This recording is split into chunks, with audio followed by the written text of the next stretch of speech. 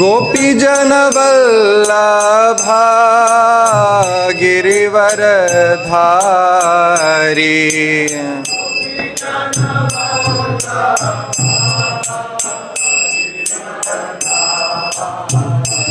जय गोपीजन वल्लभा गिरिवरधारी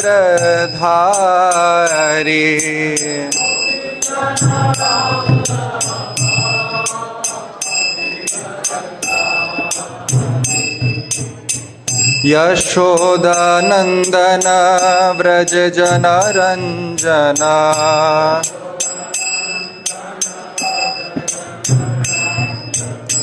यशोदानंदन व्रज जनरंजना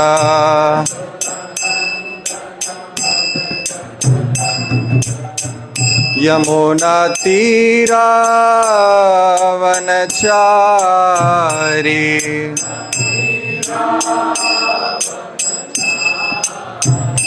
यमुना तीरा वनचारी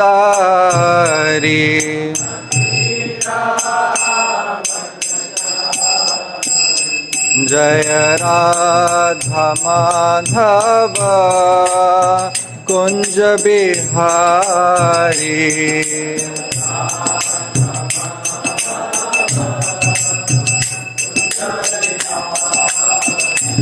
जय राधा माधव कुंज बिहारी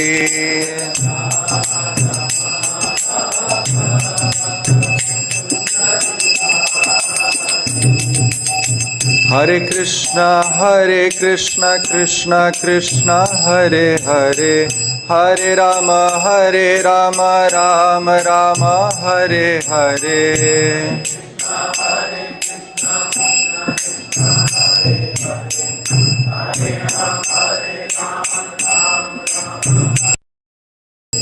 हरे कृष्णा कृष्ण कृष्ण हरे हरे हरे राम राम राम हरे हरे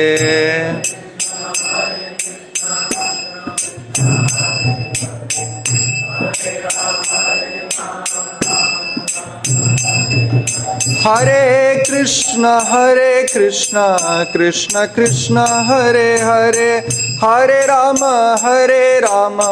राम राम हरे हरे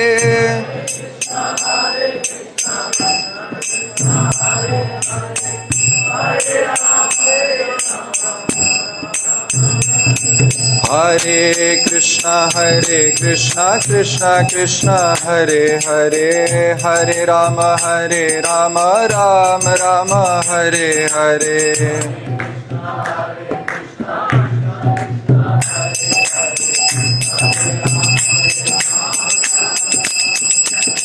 हरे कृष्ण कृष्ण कृष्ण हरे हरे हरे राम राम राम हरे हरे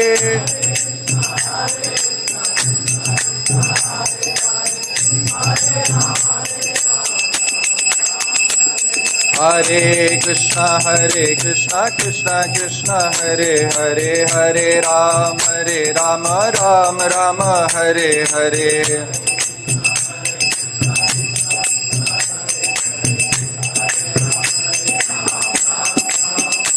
जय राधा श्याम सुंदर श्री राधे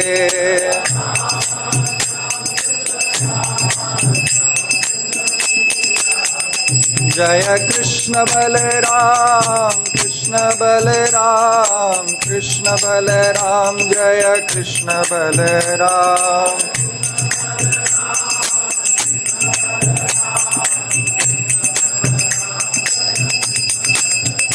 जय गौरनिताय जय गौरनिताय जय गौरनिताय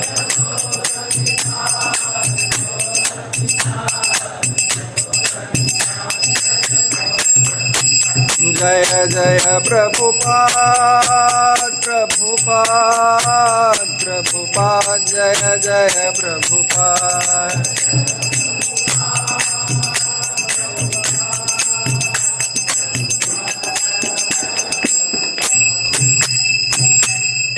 श्रील प्रभुपाद की जय। श्री हरिनाम संकीर्तन की जय। निताय गौर प्रेमानंदे। ओम नमो भगवते वासुदेवाय।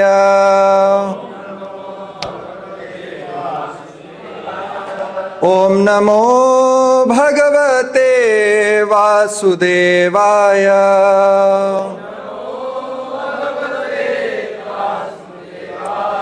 ओम नमो भगवते वासुदेवाय।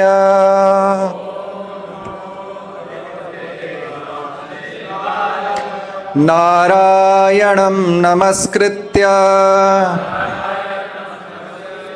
नरं चैव नरोत्तमं देवीं सरस्वतीं व्यासं ततो जयमुदीरये। नष्टप्रायेषु अभद्रेषु नित्यं भागवत सेवया भगवती उत्तमा श्लोके भक्तिर्भवति नैष्ठिकी। कृष्णाय वासुदेवाय देवकी नंदनाय च नंदगोपकुमाराय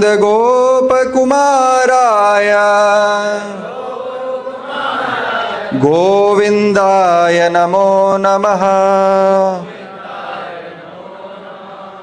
Hare Krishna. So we are reciting, this is 10th canto, chapter 70, text 39. jīvasya yas saṁsarato vimokṣaṇaṁ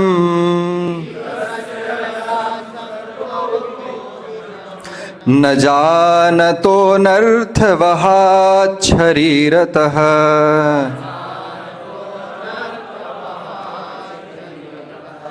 līlāvatāraiḥ sva-yaśaḥ pradīpakaṁ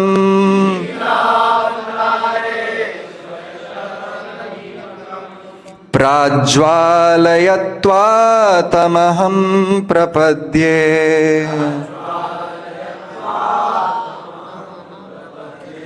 jīvasya yas saṁsarato vimokṣaṇaṁ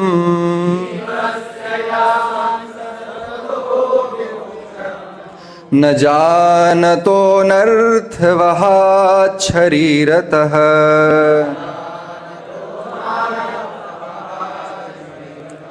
līlāvatāraiḥ sva-yaśaḥ pradīpakam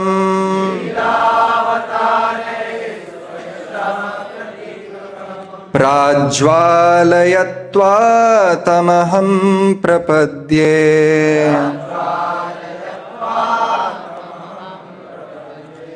jīvasya yas saṁsarato vimokṣaṇaṁ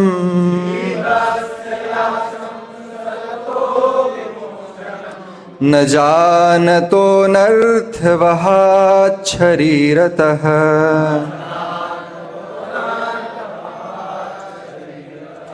līlāvatāraiḥ sva-yaśaḥ pradīpakam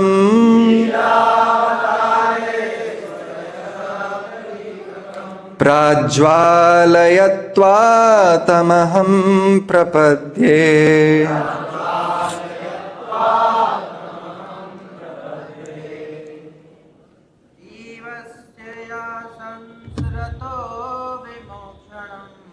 jīvasya yas saṁsarato vimokṣaṇaṁ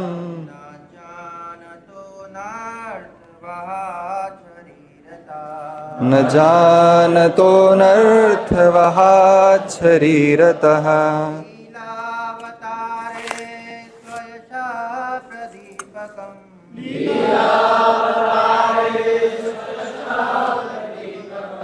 prājvālayat तमहं प्रपद्ये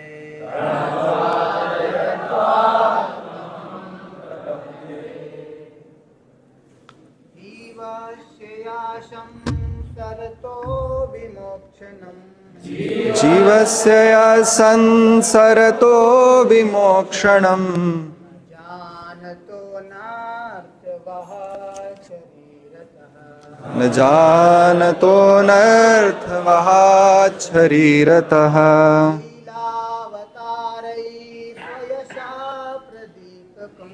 līlāvatāraiḥ sva-yaśaḥ prradīpakaṁ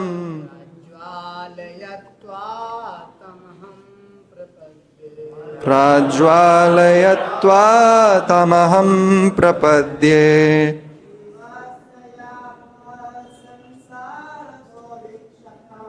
jīvasya saṁsarato vimokṣaṇaṁ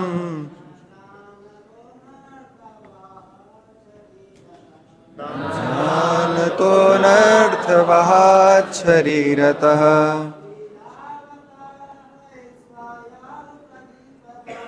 līlāvatāraiḥ sva-yaśaḥ pradīpakaṁ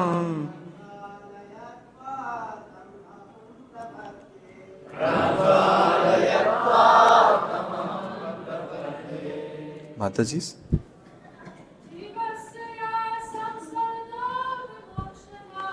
jīvasya saṁsarato vimokṣaṇaṁ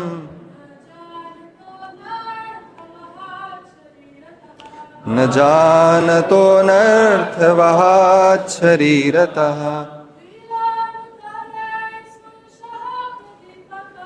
līlāvatāraiḥ sva-yaśaḥ pradīpakam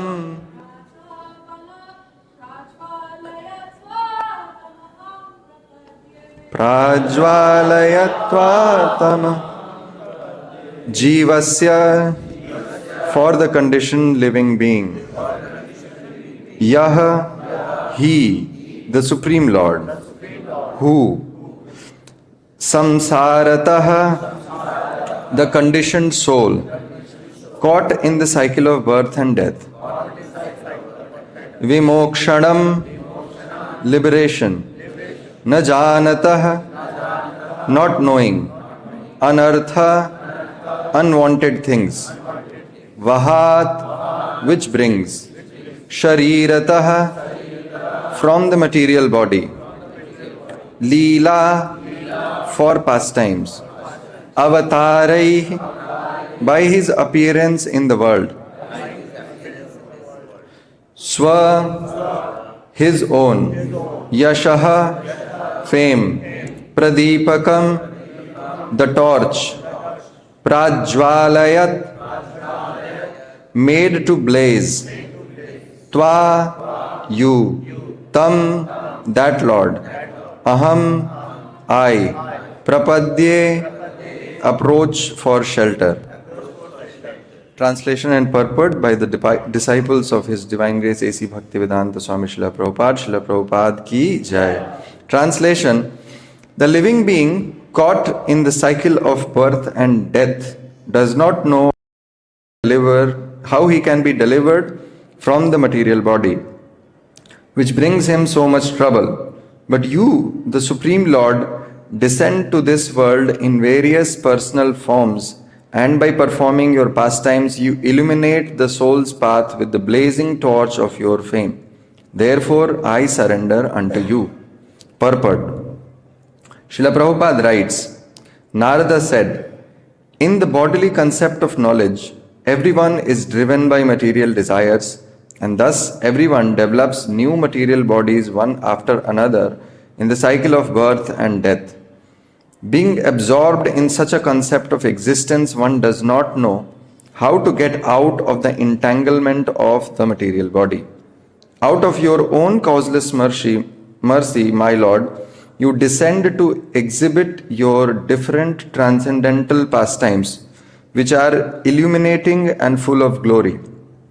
Therefore, I have no alternative but to offer my respectful obeisances unto you. My dear Lord, you are the Supreme Parabrahma, and your pastimes as an ordinary human are another tactical resources, exactly like a play on the stage in which an actor plays part different from his own identity. Om ajnanatimidandhasya jnananjanashalakaya chakshurunmilitam yena tasmai Shri Gurave Namaha. Shri Chaitanya Manobhishtam sthapitam yena bhutale soyam rupa kadamahyam dadati swapadantikam.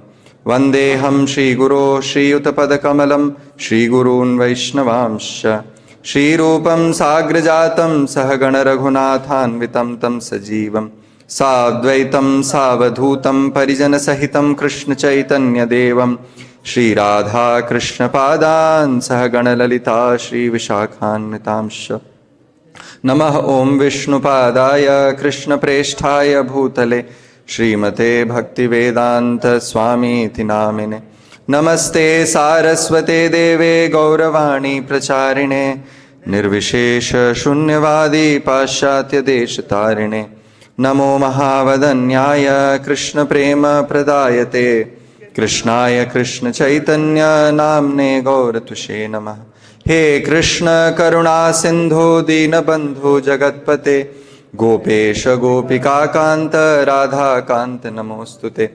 Tapta Kankshana Gaurangi Radhe Vrindavaneshwari Vrishabhanu Sute Devi Pranamami Haripriye.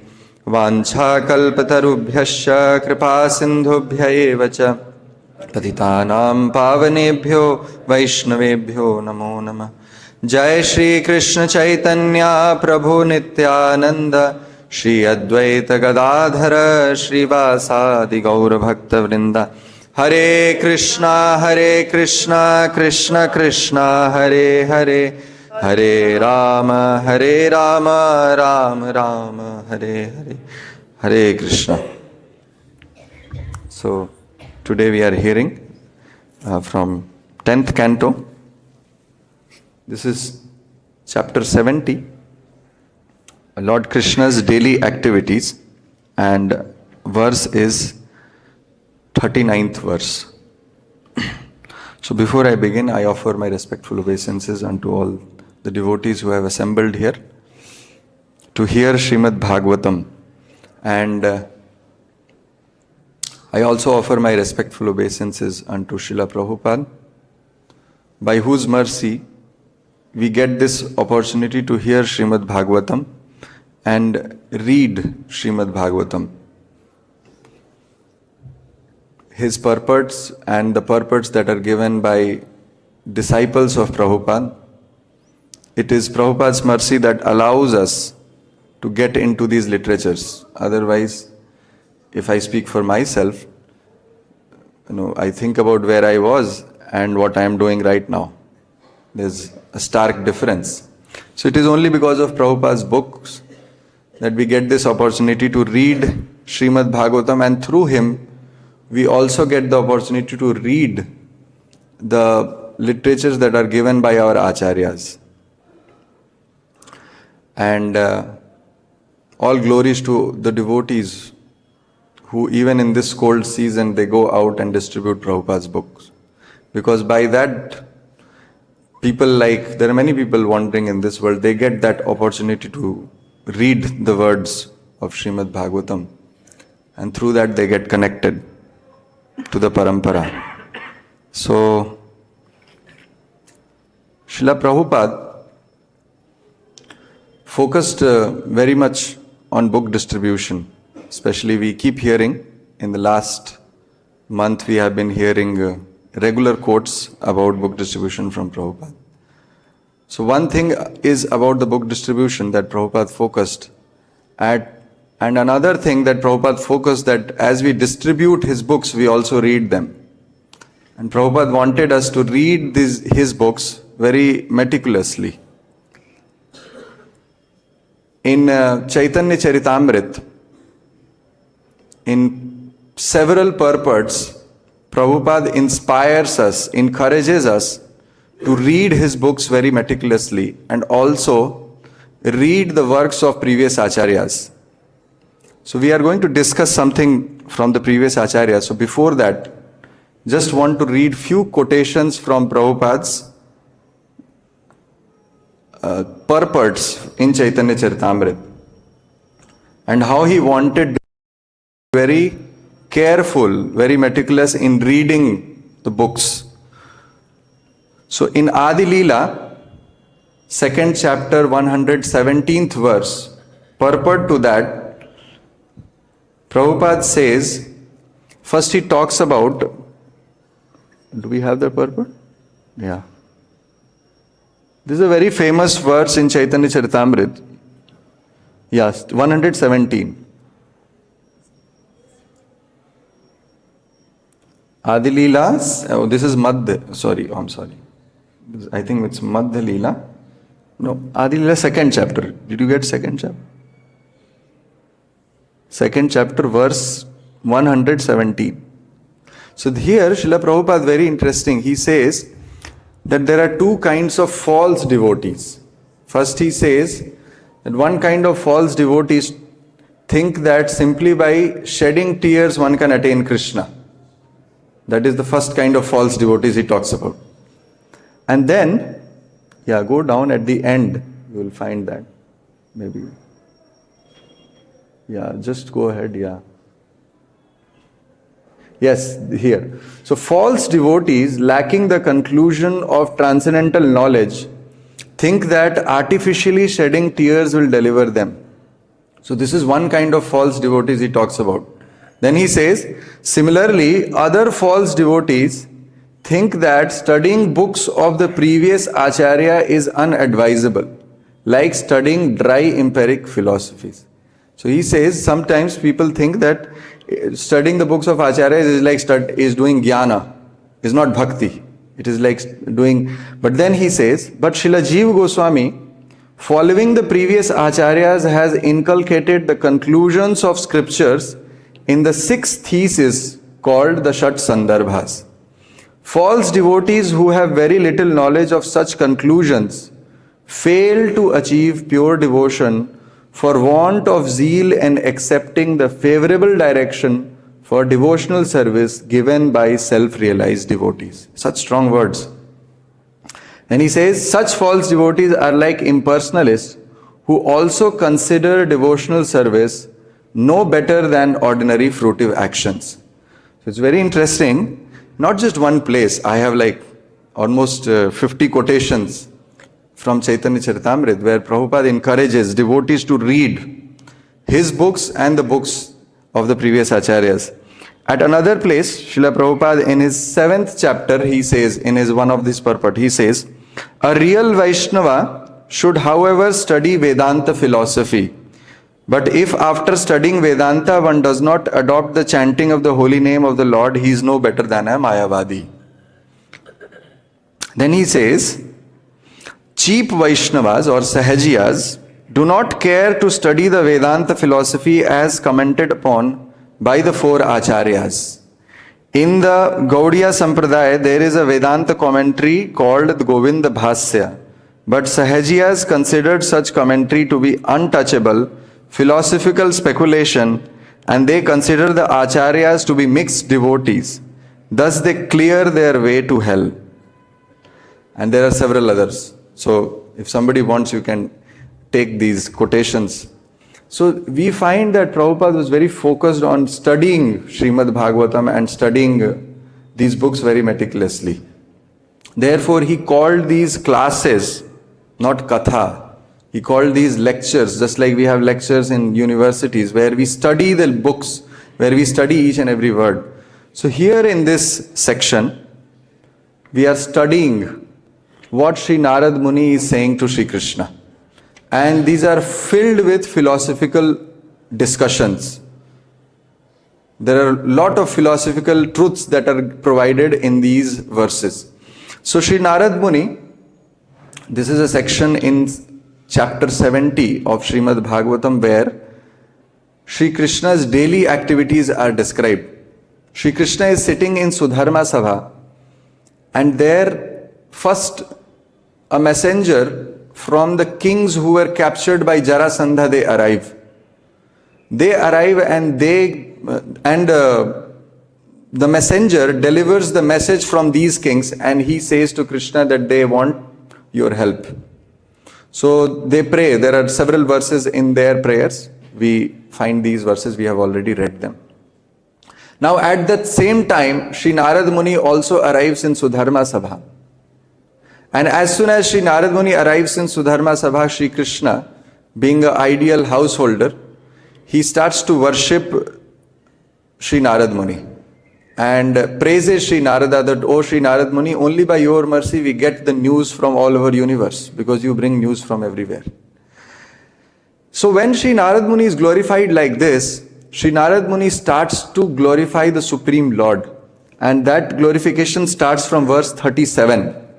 So these three verses are in series. So therefore we just see these three verses and then we see how these three verses are connected. And then at the end of the three verses, Sri Narad Muni says that, "Oh Lord, you are doing pastimes. Although you know everything." Sri Krishna asked Narad Muni, "Oh Narada, please tell me what the Pandavas are doing. Are they faring well? Or is there any difficulty in their life?" So Krishna is so much worried about the Pandavas that he is asking Narad Muni. But Narad Muni says that, "My Lord, why do you need to ask me? Am I the person to be asked? Like, you know, you are present in each and every kana, each and every particle of this universe. So you know each and everything, but you still ask me because this is your pastime." So here in these three verses, Sri Narad Muni is glorifying Sri Krishna. In the 37th verse, Sri Narad Muni says, "Drishta maya te bahusho duratyaya maya vibho vishva srijasya mayinah bhuteshu bhumanśarata sva-yaśaḥ vahneriva channa rucho namedbhutam." So Sri Narad Muni is saying, "Drishta mayate bahusho duratyaya." The translation is that, "My Lord, I have seen the illusory potency of yours many, many times." Have I not seen? Yes, I have seen. Drishta mayate bahusho duratyaya. Your maya or your illusory potency is duratyaya. It is insurmountable. Have I not seen this maya? I have seen this maya many, many times. Go to the translation. Yeah. And he says, "Bhuteshu bhumanśarata sva-yaśaḥ." You are that Supreme Lord. By your own potency, you reside in each and every soul, in each and every body. So I have seen your potency. You reside in each and every body. And vahneriva channo rucho named bhutam. But nobody can know you. So if Krishna says that if I reside in each and every body, why the living entities cannot know me? He says channa, because you are always hidden. Why are you hidden? Just like fire is hidden in wood. Now do we have fire in wood? Yes. Can we see it? No. But it gets manifested in some ways. When we put fire, when we take a wood, bring that wood together, we can understand that yes, there is fire in wood. So similarly, you are present in each and every living entity, but then your maya is so difficult to overcome. You are so insurmountable. Your maya is so insurmountable that people cannot know you. So that maya, Sri Narad Muni says that drishta mayate bahusho, that I have experience of that maya. I understand your illusory potency very well. That is the prayer by Sri Narad Muni. So Narad Muni is saying that, "My Lord, your maya is insurmountable." And this is the nature of devotees. You see, the devotees realize that maya is insurmountable. Because Krishna says in the Bhagavad Gita, "Daivi hesha gunamayi mama maya duratyaya mame vaya prapadyante maya metam tarantite." Because this illusory potency of the Lord is duratyaya. Duratyaya means difficult to overcome, it is insurmountable. And therefore, what do the devotees do when they come across maya of the Lord? Because here, you see, Krishna is acting like a grihastha. He is asking, "Sri Narada, please tell me the whereabouts of the Pandavas." Does he not know? So Sri Narad Muni is saying, "My Lord, this is your maya. Why are you asking me?" But I have experience of your Maya, therefore I offer my respectful obeisances unto you. So this is the nature of devotees, that as soon as they come across Maya, they immediately offer obeisances to the Lord, knowing that it is Shri Krishna's potency. Because what does Krishna say? This is Mama Maya. Mama Maya means the illusory potency of the Lord is as powerful as the Lord, and nobody can overcome it. Only by the mercy of the Lord, and only once somebody who surrenders completely to the Lord can overcome it. In the Srimad Bhagavatam, in the 5th canto, there is a very beautiful verse spoken by the demigods who are praying to the Lord and praying to the illusory potency of the Lord. So there, these demigods, they say, please repeat after me. Vadanti Vishwam Kavayasmanashwaram Pashyanti Chadhyatma Vido Vipashitaha Tathapi Muhyanti Tavad Mayaya Suvismitam Krityam Jānato aham. There the demigods pray and they speak about this illusory potency of the Lord, and they say that my Lord, Vadanti Vishwam Kavayas Manashwaram. There are many kavis, learned souls, yogis, jnanis, and people who are well learned in the scriptures. These are kavis. These are not some simple beings. They are very learned people. They say, Vadanti, they say, what do they say? Nashwaram, this world is Nashwara. This world is illusory. Vadanti Vishwam Kavayas Manashwaram. Do they just say it? No. Pashyanti, they see it. They realize it. By practicing difficult sadhana and by doing austerities, these people, these great souls, they realize your illusory potency. They say that this world is illusory. Vadanti Vishwam Kavayas Manashwaram Pashyanti Chadhyatma Vido Vipashchita. They realize it, but Tathapi Muhyanti Tavad Mayaya. Tathapi, but still they get illusioned by that same illusory potency. So this is insurmountable illusory potency of the Lord. Tathapi Muhyanti Tavad Mayaya. So what do we do? This is condition of all living entities. We all hear so much, we all read so much, we all practice so much, but the Maya is so strong that it makes us forget. So the demigods say, Tathapi Muhyanti Tavad Mayaya Suvismitam Krityam Ajam Natosmyaham. O Lord, who performs such difficult activities, such inconceivable activities, I offer my respectful obeisances unto you.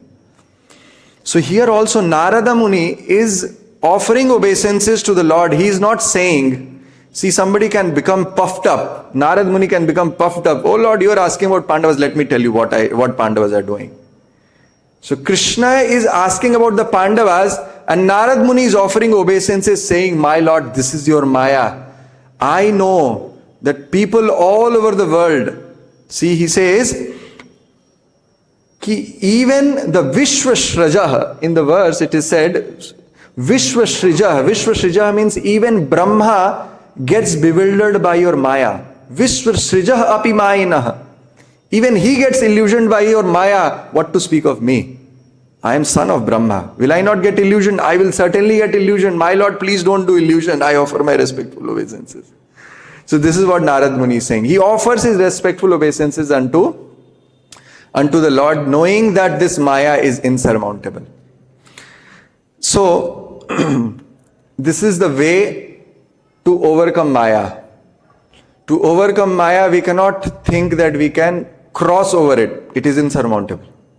The only way is to offer obeisances to the Lord. My Lord, I surrender. There is no other way. Therefore, devotees do not desire to see the illusory potency of the Lord. Only one devotee desired. In Srimad Bhagavatam, in 12th canto, we find Markandeya Rishi. When Nara Narayan Rishis came, in front of Markandeya Rishi, they asked Markandeya, you have performed such nice, wonderful austerities, such devotional service. Tell me, what benediction do you want? Markandeya Rishi said to the Lord, my Lord, I do not want any benediction. But I have something in my mind. Because you are saying that I should ask a benediction, let me ask one benediction. Please show your illusory potency to me. When Lord heard it, just like you are smiling, the Lord also smiled. Said, oh, Markandeya, you want to see my illusory potency? So he said, tathastu, let be it. You will see my illusory potency. Markandeya Rishi, the Lord went away. Markandeya Rishi was doing tapasya. And as he was sitting, one day Markandeya Rishi saw that water from all four sides reaching zenith, sky high water coming from all four sides. Markandeya Rishi was bewildered. What is this water? So this was the dissolution water. This was the water at the time of pralaya. So that water came to Markandeya Rishi's ashram, and Markandeya Rishi was flushed in that water. He was washed away. Then Markandeya Rishi saw that the whole universe, it started raining. The rain drops were as big as one mountain peak. So that's how the whole universe got filled up. And slowly Markandeya Rishi started seeing that the entire universe got filled up. Everybody, all the living entities died except those living entities living in water. Only they survived. So Markandeya Rishi's his hair, it flowing in water, Markandeya Rishi tossing one side to another in that water, he stayed there for millions and millions of years. It is said that sometimes Markandeya Rishi would see that some timingalas or fish, big fishes, crocodiles would come and try to devour him. He will get fearful. He'll start having lamentation, and immediately they will go away. Sometimes Markandeya Rishi will see that he died, and again he will find himself in that same water. So for millions and trillions and quadrillions of years, Markandeya Rishi alone in that water remained. For trillions and trillions of years. He got exhausted. He was hungry. He was thirsty. He was lamenting. He was fearful. After many years, at a distant place, Markandeya Rishi saw there was an island. And there was a tree, a banyan tree there. Markandeya Rishi with great difficulty swam to that island, found that tree. And in that tree there was a big leaf on which a small boy was sleeping. That small boy having his toe in his mouth. Markandeya Rishi saw that form, he got attracted. He thought, who is this? I have been wandering in this universe for trillions and trillions of years, not seeing one living entity. Only water all over the world. And now suddenly he finds this one small boy. And he was just questioning his mind that what is this? Immediately that boy inhaled. As soon as he inhaled, Markandeya Rishi went inside his nostril and went in the stomach of that personality. When Markandeya Rishi went inside the stomach,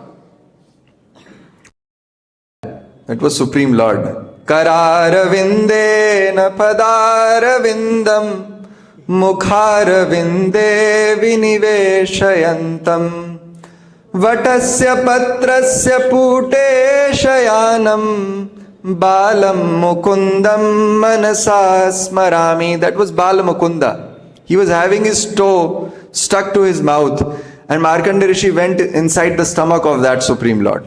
When Markandeya Rishi went there, he saw the entire universe again. And he saw all the mountains, the trees, the rivers and everything, his ashram, and he saw himself there. He was sitting there and performing austerity in his ashram. Markandeya Rishi was so bewildered. That boy, after some time, he exhaled and Markandeya Rishi came out. And again Markandeya Rishi found himself in that unlimited water, seeing that child again, and now Markandeya Rishi realized, oh, this is the Supreme Lord. And as soon as Markandeya Rishi now starting, because he realized that this is the Lord, he got so much attracted that he wanted to embrace the Lord. He went to embrace the Lord disappeared. Markandeya Rishi opened his eyes and he found himself that he is doing tapasya in the same way he was doing before. This is illusory potency of the Lord. So, did that actually take place, or Markandeya Rishi was just dreaming? No, he was not dreaming. This is the illusory potency of the Lord, that it actually makes us forget. Therefore, Maya, the Maya Shakti of the Lord has two characteristics. One is called Avarnatmika Shakti, another is called Prakshepatmika Shakti. Avarnatmika Shakti means the illusory potency covers the knowledge of the living entities. It covers us. We know we are devotees. We have to chant Hare Krishna. We have to get up early in the morning. But then it still covers our knowledge. It covers that we are servants of Krishna. Krishna bhuliya jeev bhogavancha kare. Krishna bhuliya jeev. Forgetting Krishna, the living entity desires to enjoy this material world. And therefore Maya captures us. So this is called Avarnatmika Shakti, that it covers the knowledge of. So just imagine, even great Rishi like Markandeya Rishi, who realized the Supreme Lord, even he forgot. He felt lamentation, fear, desires, sukha, dukkha, death. All that was experienced by Markandeya Rishi. Why? Because he wanted to see the illusory potency of the Lord. And that same thing is experienced by us in this world when we are here. We don't realize. We forget. The knowledge is taken away by this illusory potency. Therefore, Narad Muni is praying, this is the nature of illusory potency, my Lord. You know everything, but you want to cover my knowledge. I offer my respectful obeisances. I surrender unto you. That's what Narad Muni is saying. So, Avarnatmika Shakti covers it, and Prakshepatmika Shakti, it distracts us. And Prakshepatmika Shakti also means it beats us. Kama krodhera das hayya tar lathi khaye भ्रमिते भ्रमिते यदि साधु वैद्य पाए तार उपदेश मंत्र पिशाची पलाए कृष्ण भक्ति पाए तबे कृष्ण निकट जाए. Sri Chaitanya Mahaprabhu, while giving his teachings to Sri Sanatana Goswami, he says, Kam krodhera das hayya. Being covered by illusory potency of the Lord, a living entity, is covered by Kama, Krodha, Lobha, Moha, Mada, Matsarya. Kama, Krodhera, Das, Hayya, Tar, Lathi, Khaye. One is beaten up by Maya. And Bhramite, Bhramite, Yadi, Sadhu, Vaidyapaye. If by wandering in this universe, one finds one great soul like Srila Prabhupada. Srila Prabhupada ki! Yeah. That great soul, Sadhu, Vaidyapaye, Tar Upadesha Mantra, when they give us that instruction and when they give us that mantra, Hare Krishna, Krishna Krishna, Hare Hare, Hare Ram, Ram, Hare Hare. Tara Upadesha Mantra, Pishachi Palaye, that Maya potency, Palaye, she runs away. Krishna Bhakti Paye Tabe, Krishna Nikad Jai, then a living entity attains devotional service to Krishna. He attains devotional service, he practices it, and then he attains the lotus feet of Sri Krishna. So here, Sri Narad Muni is talking about the Maya, the illusory potency of the Lord. My Lord, your illusory potency is insurmountable. It bewilders even Lord Brahma, what to speak of me. So please don't create illusion here. I know you know everything. So then, the next verse, he says, Sri Narad Muni again prays to Sri Krishna. He says, Tave hitam korhati sadhu veditam swamayayeam shrijato niyachatah yad vidyamanatmataya vabhasate tasmai namaste sva-yaśaḥ. The translation is, O Lord, Sri Narad Muni is saying to Sri Krishna, O Lord, who can understand your purpose, properly understand your purpose? With your material energy, you expand and also withdraw this creation. which thus appears to have substantial existence, obeisances to you whose transcendental position is inconceivable. Again he is praying to the Lord's potency. So he says that, my Lord, tave hitam kor hati sadhu veditam. Who can understand, who can truly understand what you do and why you do? Here sitting in Sudharma Sabha, you are asking me the whereabouts of the Pandavas, where are they and what are they doing, are they doing well or not? Who knows why you are asking this? And just now you have heard, just now he has heard the prayers coming from the messengers sent by the kings who were captured by Jarasandha. So one event has already taken place in Sudharma Sabha. Now I have arrived here. You first of all offered obeisances to me, you prayed to me, and now again you are asking me the whereabouts of the Pandavas. We do not know. Who can truly understand why the Lord does what he does? So Sri Narad Muni is saying, no, nobody can understand. Therefore he says, tave hitam korhati sadhu veditam tav ihitam. What you wish to do, what you desire to do, kah sadhu veditam. Who can properly know it? Nobody can know it. Therefore, with your illusory potency, swamaya yedam shrijato niyachhatah. Shrijato, that means this entire world is created by you and it is withdrawn by you by your Shakti, by your Maya. Yad vidyaman atmataya vabhasate. He says, Yad vidyaman, this world, by your potency, atmataya avabhasate.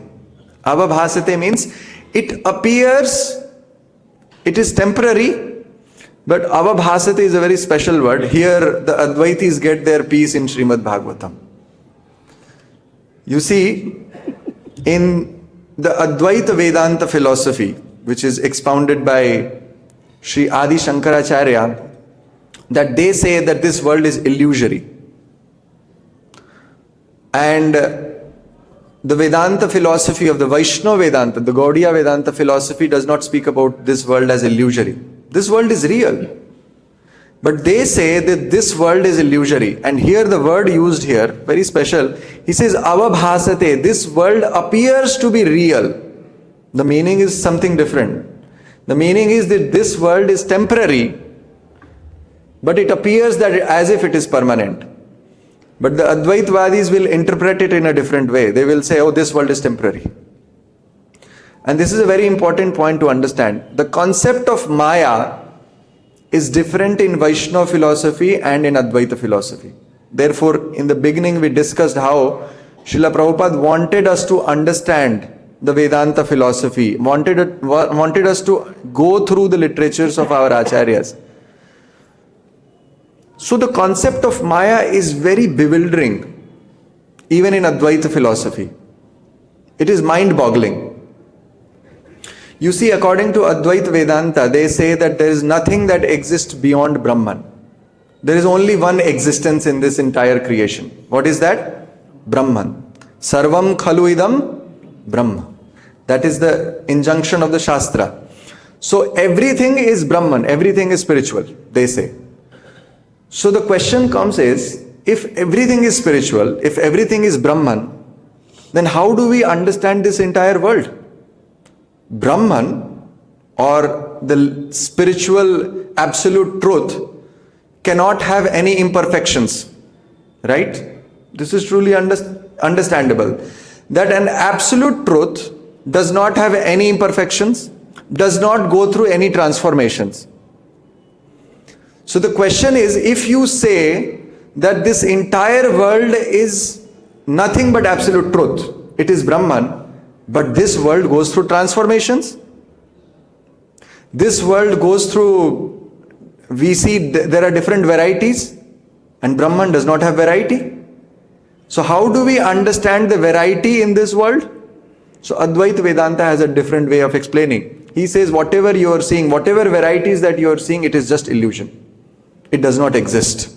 It is illusion. Mind-boggling. If you say that everything that exists, everything that we see here is illusion. So Advaitavadis deal with this problem in this way.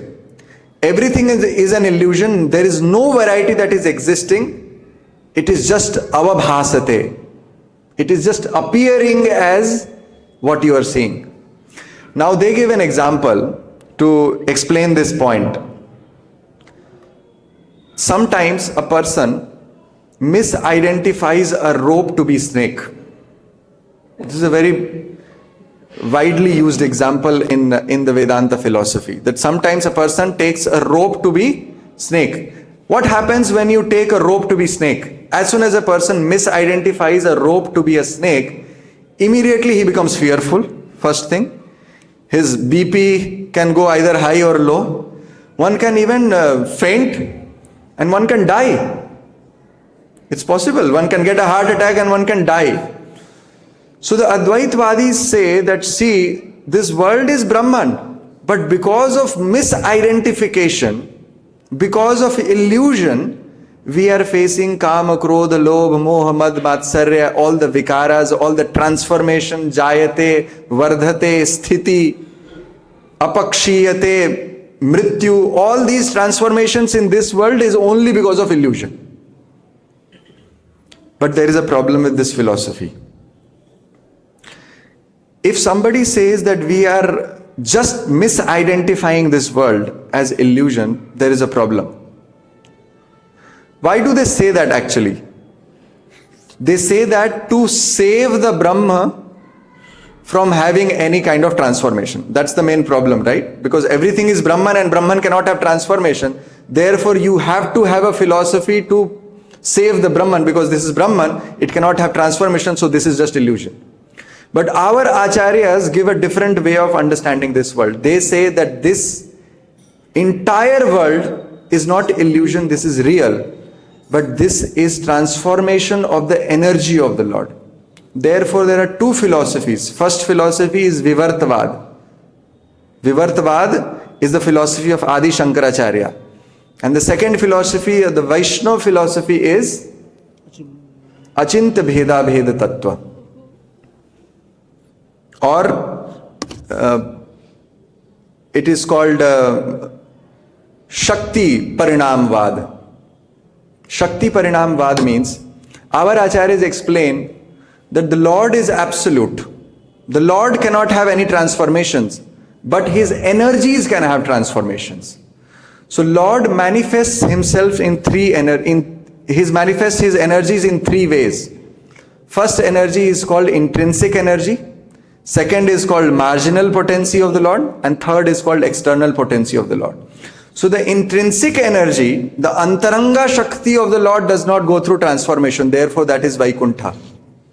But the bahiranga shakti of the Lord, that is the external potency of the Lord, can go through transformation. So this is where Sri Narad Muni here, he is saying that, my Lord, you create this world, temporary world, by your margin, by your potency, by your external potency, and nobody can truly understand what your real purpose is and why you do what you do. Therefore, I offer my respectful obeisances unto you. Now, if the Lord asks Narada that, Narada, why do you think that I create this Maya? Now you are saying that I am doing Maya by asking you, where are the Pandavas? Why do you think I do that? In answer to that, this verse is spoken by Sri Narad Muni.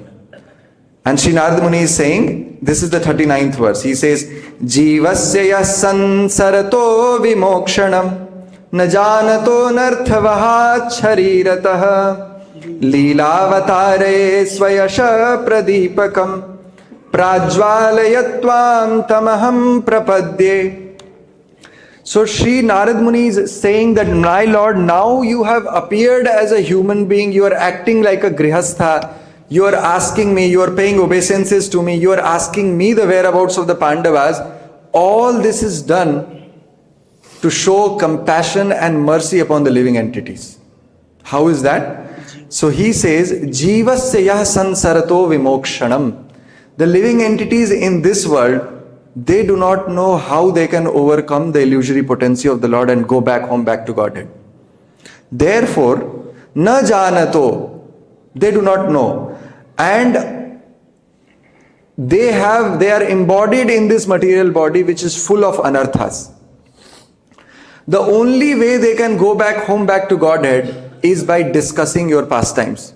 Līlāvatāraiḥ sva-yaśaḥ pradīpakam.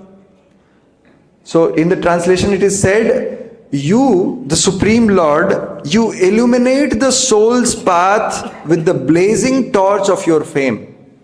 By acting with us like this, by acting with Sri Narad Muni in this way, by asking him questions, and further you will find that Sri Krishna asks Uddhava for suggestion.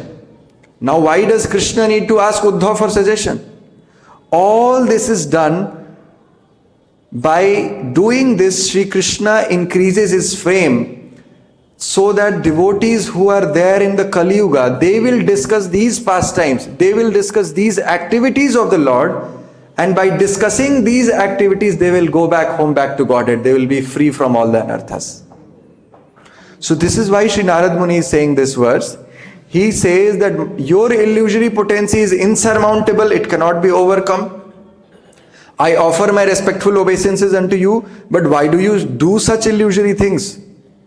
Even knowing everything, why do you ask your own devotees?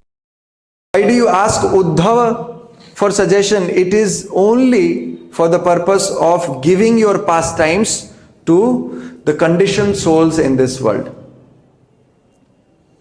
So therefore in Srimad Bhagavatam, at several places this is described. In the Rasa Līlā, Sri Shukdev Goswami has given a comment about Sri Krishna's pastimes. Please repeat after me. Anugrahaya bhaktanam manusham deham ashrita bhajate tadrishi krida yah shrutva tatparo labhed. Sri Shukdev Goswami says that why does the Lord appear in this world? He says anugrahaya bhaktanam. Anugrahaya. Anugrahaya means to show mercy and compassion upon who? Upon simple living entities? No.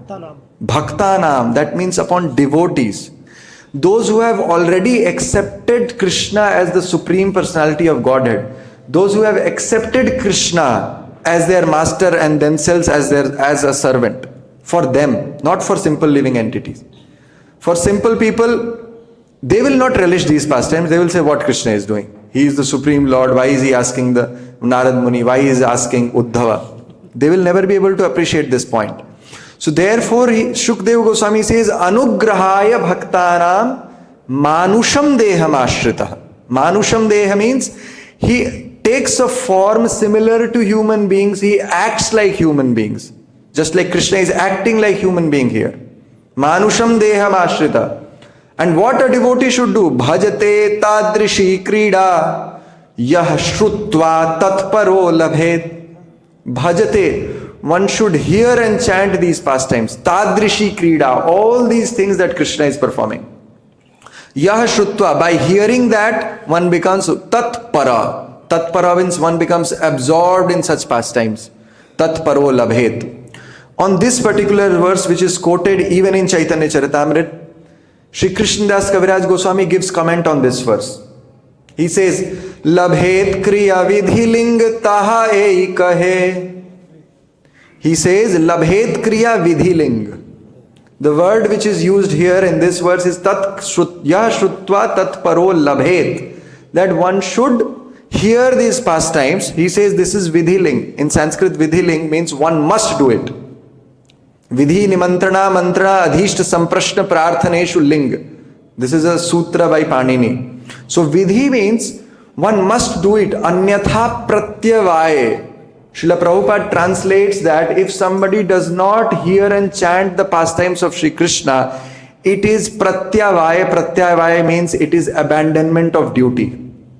A devotee who is not reading Srimad Bhagavatam, who is not hearing Krishna's pastimes, who are not hearing activities of Krishna as described in Srimad Bhagavatam, they are abandoning their duty.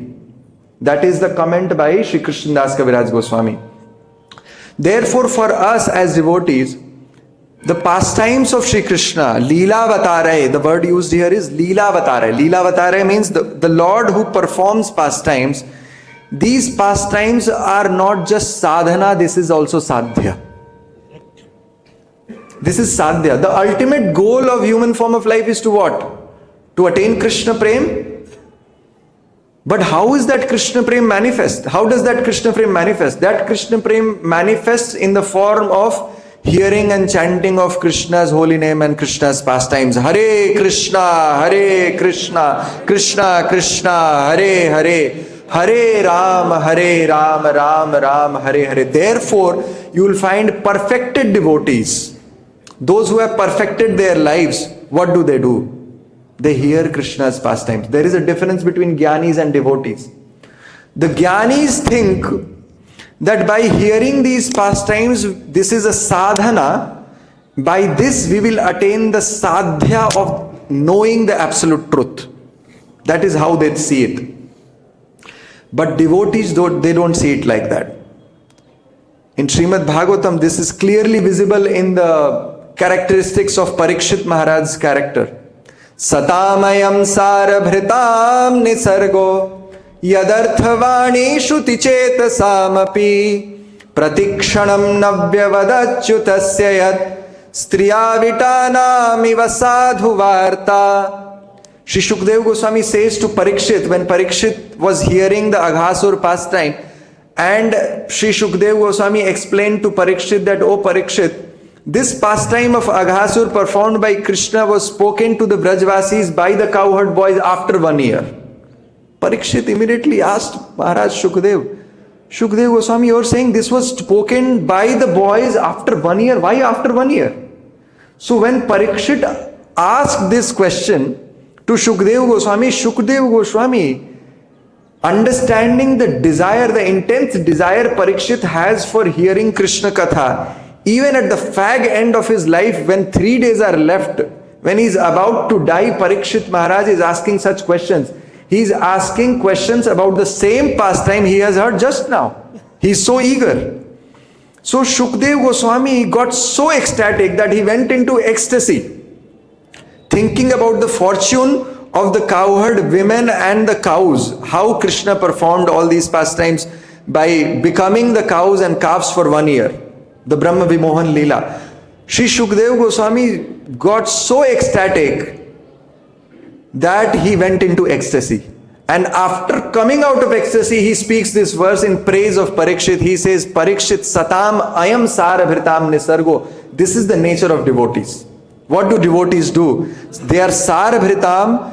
They are always engaged in hearing and chanting of Krishna's pastime. Yadartha-vāni shruti chetasam, their ear, their mind, their chitta, everything is engaged in Krishna's pastime. Yadartha-vāni shruti chetasam api. Pratikshanam, every moment they feel Krishna's pastime newer and newer. Just like a person who is attached to women, for such a person, the talks about women are newer and newer. In the same way, devotees are attached to Krishna's pastimes. Granthraj Srimad Bhagavatam ki jai, Srila Prabhupada ki jai, Nitai Gaur Premanande, Hari Hari, Hare Krishna. So if there are any mistakes, please forgive me. Or if there are any questions or comments, please go ahead. Hare Krishna.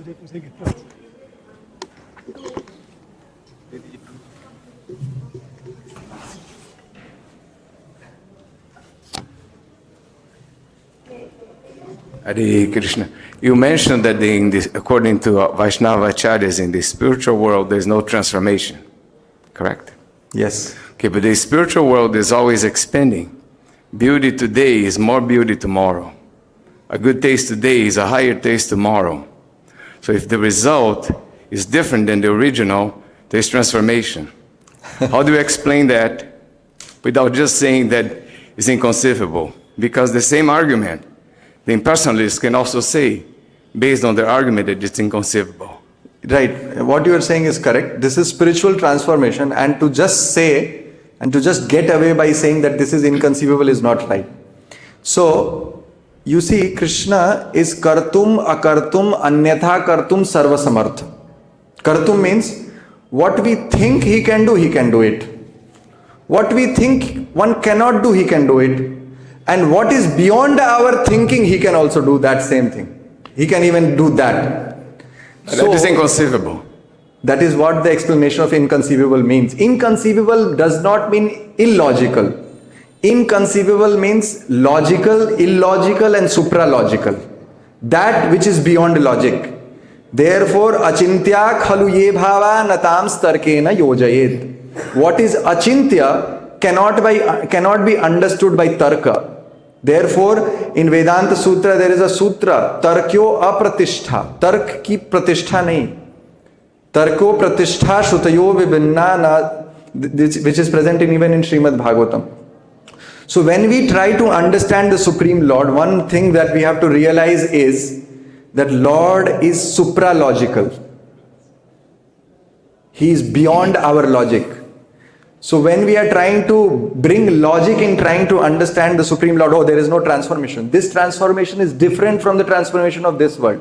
The transformation of this world leads to death. It leads to complete dissolution. That transformation in that world is spiritual. It is different. So what happens is when we try to understand these transformations, which is present in the spiritual world, we do not have any idea of such spiritual transformation. All we are aware of is material transformations, right? Have we ever experienced spiritual transformations? No. So all the ideas that we have in our heart, all the experiences that we have is of material transformation. And when we look at spiritual transformation, the mind negates it. It says, how can there be transformation? This looks like a material transformation. So we try to equate material transformation to spiritual transformation. Therefore, the Lord is supralogical. It looks like there is transformation, but this is not material transformation. This is spiritual. But the same argument could be used by the impersonalist. Exactly the same argument. No, the impersonalists have lots of issues with their own philosophy.